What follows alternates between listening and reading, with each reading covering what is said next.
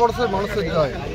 এই নির্বাচনে ভারতবর্ষের সমস্ত মানুষকে যেভাবে বিজেপি হয়রানির অবস্থায় করে রেখেছিল, মানুষের দৈনন্দিন জীবনের সমস্যা ছিল, बीजेपी निर्वाचन में बोले अब के बाद 400 पार, लेकिन इंडिया का वासी ने उसको पुकार पार कर दिया और पूरा भारतवर्ष के जनगण एक साथ मिलके बीजेपी को मैंडेट नहीं दिया।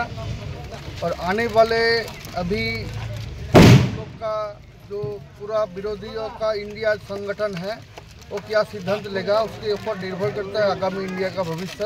আলওয়ালিয়া বলেছিল कि 2 লাখ ভোটে বিজেপি জয় করবে, কি বলবেন? আমাদের মানুষ সুগারের প্রতি অত্যন্ত সচেতন, আলু খেলে মানুষের সুগার হবে, ওই জন্য আলুকে বর্জন করে।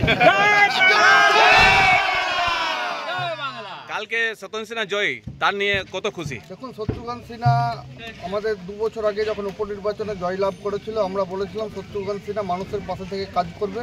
তিনি তার কর্মসূচির মাধ্যমে প্রমাণ করেছেন যে তিনি মানুষের পাশে থেকে কাজ করেন। তার জন্য মানুষ আবার তাকে গ্রহণ করেছেন, আসানসোলের মানুষ আশীর্বাদ করেছেন, আসানসোলের মানুষের কথা বলার জন্য তিনি পার্লামেন্টে যাচ্ছেন।